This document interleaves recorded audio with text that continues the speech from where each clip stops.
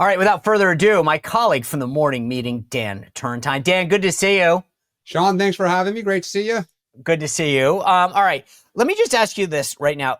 If you had to sort of explain to somebody, let's just say someone comes and visits you from another country and says, Dan, I know you're a top operative. You've been around the block a few times. Where does your party stand right now? How would you answer that? Well, we're in rough shape right now. There's a couple things. I think the first is that our brand is toxic right now. If you look at all the research that the party is doing, the groups on the outside are doing, it's all consistent. Voters think that our brand is weak, that we have a trust problem. They see us as culturally disconnected, and they see us as lacking an agenda that is kind of relevant to their everyday lives. At the same time, we're somewhat leaderless. The natural people would be Chuck Schumer and Hakeem Jeffries, our congressional leaders, but they're in a very unique position in that they are more moderate by political temperament. And the party right now is very left. And so they're afraid of the base, which has paralyzed them. So other than that, Sean, the play was great. But, yes, Mrs. Lincoln. We're in a little bit of rough shape right now. In the past, enough times you've been able to, like, not you, but the outside party has been able to be anti the current party, right? So we, for a long time, were anti-Obama, then we were anti-Biden. And that can sometimes get you by. So you kind of have three things. One, you've got your current leadership. Two, you've got your proactive agenda, what you're fighting for. And then you can be anti the current party in power, which is Republicans. I feel like that's the third one is the only one that you guys, and even that, like, tactically, I'm not really sure that's solid. Yeah, no, look, I agree with you. I mean, I think one of the biggest, items in the news right now is tariffs. And if you listen to our party, they're very kind of tepid. Elizabeth Warren, Bernie Sanders, AOC, people that are usually the tip of the spear that Trump is terrible. Well, tariffs are not bad. When used right, they can be good. And I'm not totally against tariffs. I think part of the challenge is that while Trump is having some struggles right now, primarily because of tariffs, you don't see our brand rising kind of, inverse to him. And I think that's just partly because people look at us and still think, even with his troubles, I don't necessarily like you guys. And so we can be, we've been anti-Trump for 9 years. It hasn't really worked. And I think basically right now, what you have some people hoping is that Trump fails. But if he starts putting points on the board, then we're right back at, we're right back where we are. So it's hard. Yeah, I want to talk about the tactics, and then we'll get into the people in the midterms in a second. But you and I talked about this a couple of weeks ago on the morning meeting. There was this op-ed from one of Kamala's deputy campaign managers in the New York Times, and it said, I work for Harrison Biden. Here's the missing link for Democrats. And I thought the thing that was fascinating, he said it more had to do with kind of the mechanics, as I like to say. And I am a big believer that mechanics matter, how and where you're communicating. And it kind of talks about not having the level of influencers and talking to the same outlets, the New York Times. And it says opt-out voters aren't watching CNN or paying for news subscriptions, but they still get a lot of information from social media, friends and family. Politics for them tends to show up as cultural drift, bits of stories, values, secondhand outrage shared online. A young dad scrolling Instagram for parenting tips stumbles across a clip about traditional family values. So is the mechanical piece, I guess, is that the easiest one to fix maybe, which is, and whose job is that? Like, is that the DNC that needs to lead that effort? Is it one of the current elected officials? Like, who leads that challenge? Well, traditionally, both the Senate and the House within their leadership structures have people whose job is to be in charge of communications. And, they should be the ones. When I worked for Jared Polis as his chief of staff, we used to host meetings to show people how to use the Facebook and how to do stuff. But I think part of it is, Sean, you and I know this. You can go on a podcast, right? But if you're stiff and reading the talking points and kind of going on there like you're, talking to CNN in a 30-second clip, you're going to fail.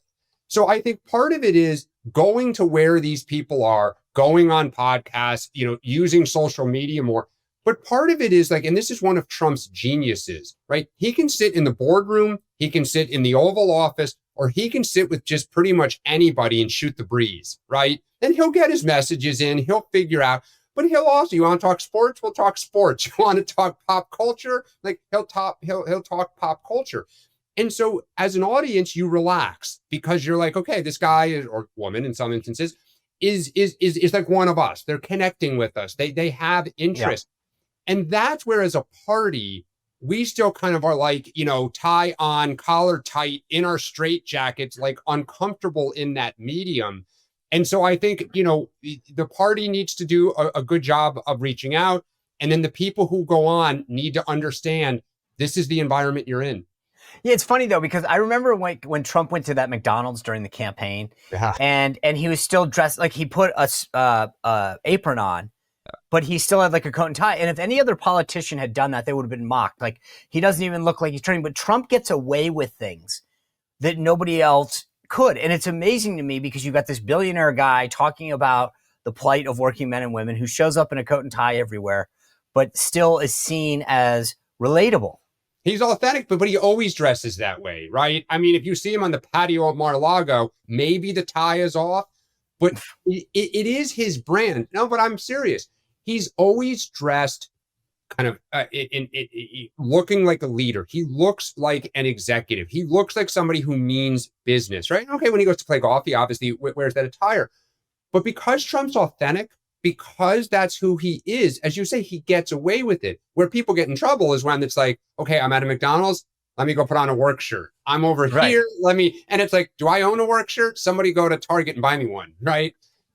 Well, so it gets. I want to stay on the mechanics for a second because Senate Democrats had this retreat. Ezra Klein was one of the speakers, and then there's this guy Shore, David Shore, who talked to them, and it was interesting because Shore had briefed Democrats. I don't know if you've been familiar with this. He's got some kind of presentation that he's going around. Working class project. Yep. Right. And this gets back to the mechanics, right? Where Ezra Klein is talking a lot about this, that there needs to be more outreach. And I guess this gets back to the who, right?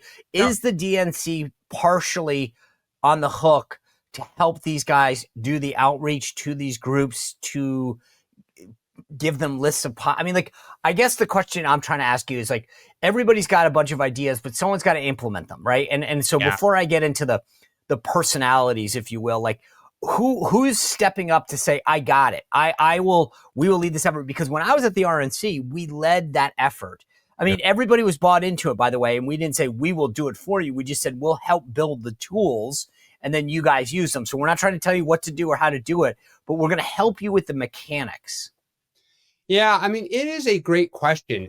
Normally, it would be the DNC, and as you know, you'd work with the DCCC and the DSCC to steer people. I think part of the problem is a lot of senators look at Chuck Schumer and think he's a dinosaur. It used to be, it used to be that it was a point of pride for Schumer that he still uses a flip phone, right? He doesn't use an iPhone. He didn't use a BlackBerry.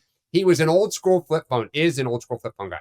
Now that is like, it is the quintessential example of why he is kind of outdated. Hakeem Jeffries is a little more nimble, but now we have a DNC chair who, is dealing with David Ho, kind of threatening to primary people, not necessarily putting the infrastructure together.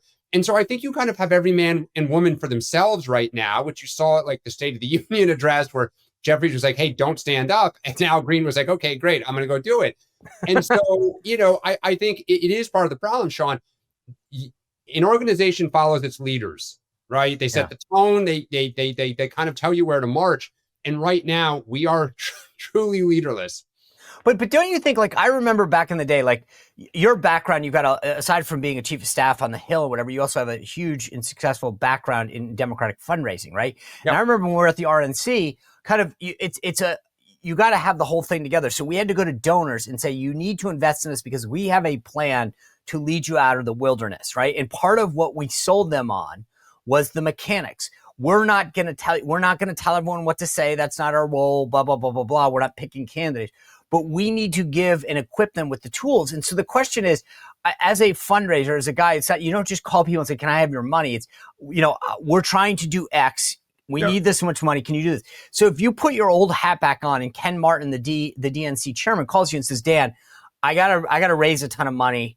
What's the plan that you could give him to say, Ken, it's not you don't just need money. You need to go to donors with a plan. And I think you could sell them on X.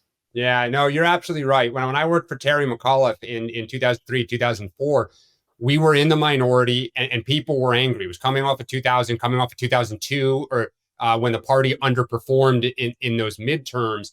I think, look, as you say, number one, you're going to raise money. Number two, within our party, traditionally, the ground game is something that they've hung their hat on as we invest in state parties. We invest in kind of cleaning up the list in data analytics. There's a lot of questions after 2024 about how effective that was as reports, kind of drip and dribble out about how much the party underperformed, about how, a lot of the voters they contacted either didn't turn out or didn't turn out for Kamala Harris. And then the third part, as you say, is updating the communications infrastructure. And I think, look, the party can't invest in podcasters, obviously, and that's a business interest, right? As you know, you have to build an audience, you have to get, advertisers. That is not an easy proposition. We have struggled on that. We struggled with talk radio. Remember Air America, this like great, we were going to compete with Rush Limbaugh, and that didn't last. And so I think what you can do is say, look, here is a spectrum of people. Here is the next up and coming Sean Spicer. You should go on this podcast, right? It might not be Josh Shapiro, but if you're a young member of Congress and that up and coming person's got, 5,000 people listening, they would love a member of Congress who's going to come on. So the party can kind of offer that. It can offer like, here's how you can build your profile on X, on Instagram, on Snapchat, on TikTok. Here's how you do this. That is very helpful. I think then it goes to what are you saying and who are the people? Right. So I mean, to your point, like we built a surrogate booking operation, right? And a database so that people could call the RNC and say, I need a guest. And we would say, great, we got 5 people for you, or we need someone at an event, or we need, and that was the thing, is that we made ourselves a resource for the party and for growing it, because, it's easy if you, as you know, from a booking standpoint, if you are running a podcast, if you got one-stop shopping, you can call the RNC or the DNC and say, hey, I need 2 guests for next Friday. And they go, great. I got these 3 that you can choose from, these 5 that you can choose from, or a member of Congress or a senator or whatever. Awesome. And the more they can do that, I think they make themselves more valuable. And by the way, we can steer the right people to you, because there are some people that they probably want more than others. I do want to shift a little to the people. And you and I have talked about this in the past, so I'm going to start at the top of the ticket. Joe Biden in the last several weeks has been trying to, go back out there. And I guess the question is, in your opinion, not only why, but like, what's the reaction to Biden trying to reemerge? He's trying to sell himself after the election as a tool to the DNC. We can help you raise money. No one seemed to take him up on that. But why? What is the reaction people in the Democratic Party seeing him go out there, and why do you think he's doing it? Well, the reaction is rough. I mean, I think people really wish he would not do this, because look, what would we like to be talking about? Tariffs and areas where we have something to say, or where Trump is struggling a little bit. Right now, because he's out there doing this, every Democrat is being asked, do you agree that Joe Biden was mentally capable and was not too old? Because Joe Biden says that he was perfectly sharp, and Joe Biden says he would have won. Do you agree with that? Right. So now we're looking backwards, and I think almost every Democrat knows he was too old. Every Democrat knows he was declining mentally. So even people like Elizabeth Warren and Bernie Sanders have hamada in interviews, because they don't want to kick the guy, right? They don't want to come out and say the obvious, but they also know that if they flat out say there was nothing to see here, they look like fools. At the same time, Joe Biden is essentially trying to relitigate his presidency. He is, every interview, I would have won. I left Trump a great economy. I absolutely was willing to deal with immigration. It was just the other side's fault. And the world was such a better place. Look, Joe Biden is, I think, going to go to his grave on those fronts. But the reality is they weren't true. And regardless of what, I think, Sean, or you think, the voters spoke overwhelmingly in November, because Kamala Harris essentially ran as a continuation of Biden. Right. And so now the party is having to defend and look at his record instead of talking either about the current record of our current president or who are our leaders. The conversations we just had. How are we going to get out of the ditch? What messages are we going to have? And so I think, offline, there's a lot of WTFs and vomit emojis popping up on my phone, but at the same time, in public, they're all uncomfortable and just kind of like, yeah, no, let's not talk about this. I'm not a big fan of hypotheticals because I think they're some degree silly, but if I want to ask it to somebody like you who actually can answer this intelligently. But Biden brought up in the View interview that he gave her plenty of time. It was 6 months. That's actually not true. He dropped out in July, so she didn't have 6 months. She had at best 4 and change. But do you think that had he dropped out, let's just say at the beginning of the year, there had been a primary, would that have, do you think, significantly altered the political landscape? Yes, I do. And I think it's two reasons. One, Kamala Harris was a terrible candidate. She was a terrible candidate in 2020. It was the same, or 2019. She didn't even make it to 2020. Why? Extremely cautious, indecisive, and she plays not to lose, right? We saw this. She was, now it's coming out that they polled and focus grouped ad nauseum on the transgender attack, couldn't come to an agreement, and decided to do nothing about it, right? I mean, it's a classic Kamala Harris. Had there been a primary, I believe the laws of political physics would have occurred to her again. And she would have had to, show her stuff, prove to the party that you are worthy of the nomination. Maybe she would have, but I think it's more likely than not, it would have been contested. You would have had, probably a Bernie Sanders or an AOC or Elizabeth Warren. The progressive wing would have had its, candidate or 5. And we would have had a moderate or 2 that would have run. I think, Gretchen Whitmer, Josh Shapiro, some others were certainly thinking about it. Gavin Newsom, I'm not sure which camp he's in these days. And then you would have had Kamala Harris, right? And so I think, one, the best man or woman would have emerged. 2, had it not been Harris, and I don't think it would have been, the biggest albatross around her neck, personified by that View interview, was she had no way to differentiate herself from Joe Biden. And so Trump was able to say, Joe Biden, inflation, the border, overseas is a mess, crime and safety, college campuses. If you don't like that, vote for me. And by and large, you liked my first term. It was an uphill battle, so to speak. I think a different candidate could have said, look, I didn't like, your first term, and I didn't like this, here's what I would have done differently from Joe Biden. And at least it would have given us better odds. I also think, just to be blunt, I agree with your assessment there, by the way. But I do think the thing that I found so funny about Kamala's answer in terms of carrying the Biden, they're two different people, right? So even a husband and a wife, it said, hey, would you have run this differently? Like, my wife and I have different styles, okay? Like, in terms of how we handle things. And I don't think it's an insult to say, gosh, if I had managed the baseball team, if I had run the Boy Scout troop, I would have done the following different. That's not a hit against someone. And she couldn't even just say, look, I'm from a different era. I'm from California. I have this background. And so I would do things different. I don't find it, if like JD Vance got asked, how different will you be than Trump? I think he can say, well, look, I'm younger. I have a military background. He can differentiate himself without insulting Donald Trump. And that, I always found that fascinating with her, that she got asked on The View, if you recall, like, what difference would you, name something different? She goes, I can't think of anything. Yeah. And to me, that just showed such a lack of political dexterity. The idea that you can't say, well, obviously I'm a woman. I'm from California. I have a background in law. I can do it. And that's what I always found fascinating, is that, like, as a Trump supporting Republican, I could do what she should have done better. And that leads me to her, Dan. Yeah. So she's next on the list. And I feel like everybody wants to know if she's going to run for governor, if she's going to run for president again.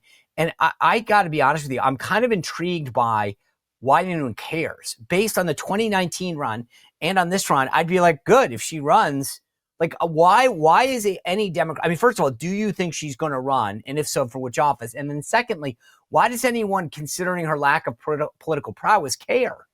Yeah, I don't think she's going to run for any office. And the reason I think that will happen is she's so cautious that I think she is so afraid of losing again, because I think if she ran for governor, it would not be a slam dunk at all. I agree. I agree. I agree. Win the primary, or out there, it's a jungle primary. I think she's, Al Gore in 2001 was the early favorite. John Kerry briefly after 04 was the kind of, for the first couple months was up there with Hillary Clinton. Barack Obama was way, way down. I think right now it's just name ID. But, Sean, to your point, everybody knew if the moment Biden got out, the number one question was going to be, how are you different than Joe Biden? He was unpopular, right, at the time. If you go back to 2019, what got her tangled up? Medicare for all. It was the hot topic in our primary in the fall of 2019. Everybody knew at that second debate that was going to be topic numero uno. Warren and Sanders were going at each other on that. And yet she was totally unprepared to answer it, fumbled all over the place, and then to make it worse, spent a week trying to clean it up and just made it worse because she refused to take a position. Right? Sound familiar? You know what though? When you were saying this, I was thinking back to 2012.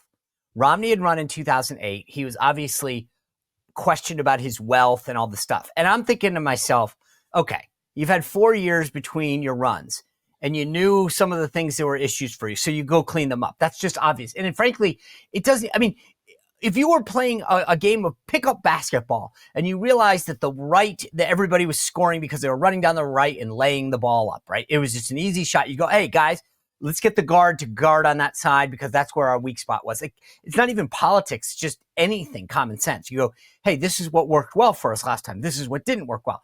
So when Romney comes out in 12, I'm thinking, okay, if this guy's smart, right? He set up a foundation in Africa. He's gotten his taxes. And I remember them being like, oh God, he's going to get asked about his taxes. And I'm like, okay, so what's the answer? Like, well, we don't know yet. I'm like, what do you mean you don't know? You've had 4 years to think of this and it's the number one thing. How can you not, like, it wasn't like it happened yesterday. And it's the same thing with Harris, to your point. Like, How did you not think this was going to be the obvious question? When I was White House press secretary, people ask me all the time, like, how did you prepare for briefings? And I'm like, the first 80% of the questions are obvious. It's just read the headlines, read what's trending on Twitter, see what's being talked about on talk radio and talk, in the morning. And the other 20, you war game, but you can get the first 80. And I felt like with Harris, I'm like, and then, likewise with Romney, it's like, dude, you knew this was coming. Yeah. And I think, part of the problem again is she often, I think it was pretty apparent, and you called this out, during the fall. She went into those interviews, I think, trying not to make news. And that was a problem because I think, and I know, in early August, Harris felt like the rocket took off. She leapt in front of Trump, a couple points, 2-3 points, but they thought, okay, we've got a lead. She thought, let's just ride it home. Yeah. And coming out of her prevent defense. It was prevent defense. That was it. And so, Trump kind of steadied himself, got right back, on his horse. And by mid-September, he had a small but durable lead that he never gave up. But yet she kept going into interviews in October when she knew she was down, just like, don't make news, don't make a mistake, don't do anything. So, it goes to your question of her future. Democrats in the party do not fear her. I don't know a single Democrat that says, I won't run for president if she does. And I think if she runs for governor, there are some that have said publicly, we will not run. But I know at least one member of Congress from California who has, I've heard said, won't say how, I'm still going to run because he thinks she has a glass jaw. Yeah. I'm with you on this. The problem I can't get my head around is that for someone like her that's done nothing but be in government for a long time, I don't know if they know what to do. Great point. And that's the problem with her. Al Gore at least he ran and lost, but like he found a cause and he's done fine. And I think that like because of the outcome of that election, like he still has, he's somewhat revered in Democratic politics. I'll leave you to agree with me or not, but I don't think I just wonder, or does Doug Emhoff make enough money that it doesn't matter? Maybe that's enough of a case. But I actually, but I'm with you. I think she defers on both. And who knows? She's young enough that maybe she's trying. But I think inherently, every time I see her do an interview, I go, okay, you remind me why people were turned off from you. Which brings us to number 3 on the list, Timmy. He was at Harvard. I want to just remind people what he said to the crowd, although I did talk about it. So let me play you why he says he was chosen on the ticket. Let's go. I knew I was on the ticket. I would argue because we did a lot of amazing progressive things in Minnesota that improved people's lives. But I also was on the ticket, quite honestly, because I could code talk to white guys watching football, fixing their truck, doing that I could put them at ease. I was the permission structure to say, look, you can do this and vote for this. And you look across those swing states, with the exception of Minnesota, we didn't get enough. Dan, I want to have my Lloyd Benson moment here right now.